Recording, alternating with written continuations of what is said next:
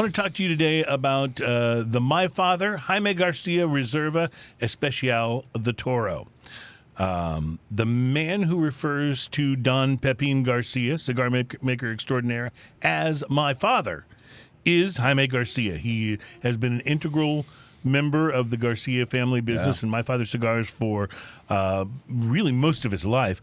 About a decade ago, he blended a new cigar all on his own, kind of his own pet project, and he released it as part of the My Father line, and that is the cigar that I'm going to talk to you about this week. Bit of a spoiler alert here.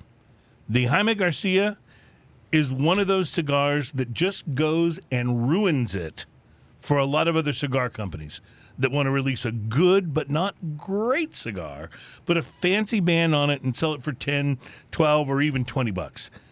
If it weren't for cigars like this one, you could probably get away with that. Not so fast, says my father. Slow down, Turbo. And their rebuttal to that idea is a hell of a stick. It's a 6x54 with a reasonably smooth, medium brown wrapper, which is Connecticut Broadleaf, over Nicaraguan binder and fillers. I used a punch to get things started, and the pre-light sniff gave me notes of hickory wood, coffee, and a hint of chocolate. The wood was the most prevalent thing on the cold draw. I used a torch, and I lit the cigar up, expecting our old friend, the Nicaraguan Pepper Blast. Yep. One day, songs will be sung about the NPB. There will come a time. One day, a song will be written about the NPB. Maybe there'll be a song about writing a song about it. Today, all I can do is imagine that future melody and dream of a tomorrow where the song lives, lives in all of its infinite glory. But yeah, there wasn't exactly an NPB. Now, I didn't have the forethought that you did to say it was a Nicaraguan pepper breeze. Yeah, but that's essentially what it was. I'm not saying there was no pepper.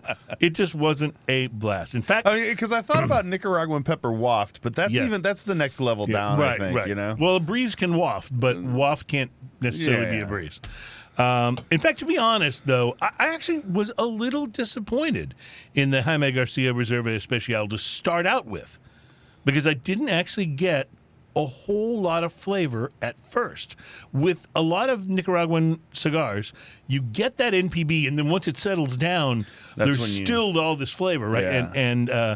But this one kind of started a little slow out of the gate, and I was like, very interesting. The cigar seemed to need a little while to warm up.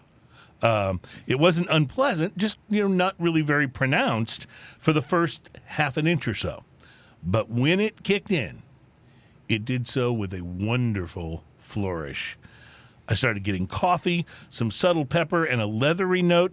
The pepper did pick up a little bit as it smoked, but never overwhelmed everything else on the flavor palette, on the flavor profile, I should say. By the second third, I was getting tangy spices along with a distinct nuttiness. The coffee note kind of came and went, as did the intensity of the pepper, making the cigar seem really complex and kind of ever-changing and evolving. The Reserva Especial seemed to get better and better the longer I smoked it. You ever have a cigar do that where it starts out pretty good and then this really is good. Yeah. Man, this is very good. Oh my God, this cigar is great. This was the kind of progression that I was going through.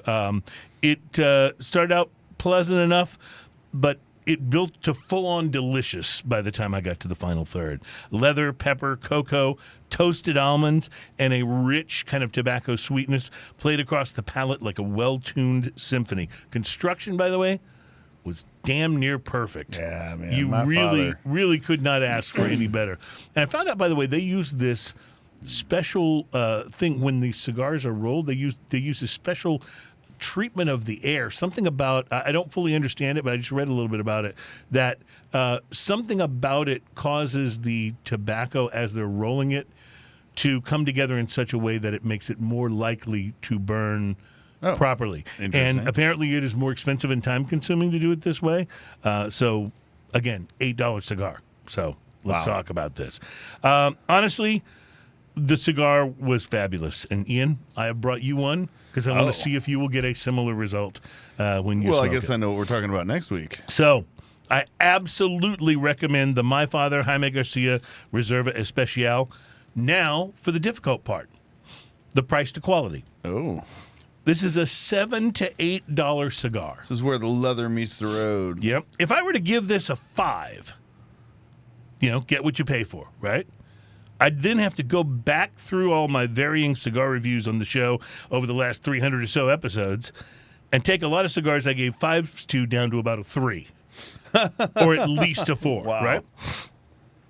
This cigar kind of ruins it for most of the $10 to $12 smokes I've had that I rated a 5, meaning you get what you pay for. So instead of doing it that way, I'm going to raise the bar instead. At $8, I'd rate the My Father Jaime Garcia Reserva Especial Toro a 7. Woo, that's big. This is a really good cigar, and I'm going to be honest with you, I actually bought a box of them. And so when I sat down this morning to do my tasting notes, this is like the third one I've had from the box. I already knew I was loving it, but I hadn't sat down and really concentrated on the flavors and stuff. This is a great cigar. I mean, this is, for me, at $8, this is right in there with my favorite AJs that are at that price, and I'm really excited to be adding. That makes me feel like less of a fanboy because I'm not just like, oh, it's an AJ, so I'm gonna like it. Like this one, I've always liked My Father, but honestly, this holds up very well against the $11 and $12 My Fathers. Against the elites, even. Yes. So anyway, the opulence. Love when I discover something like this where you really get a larger bang for your buck.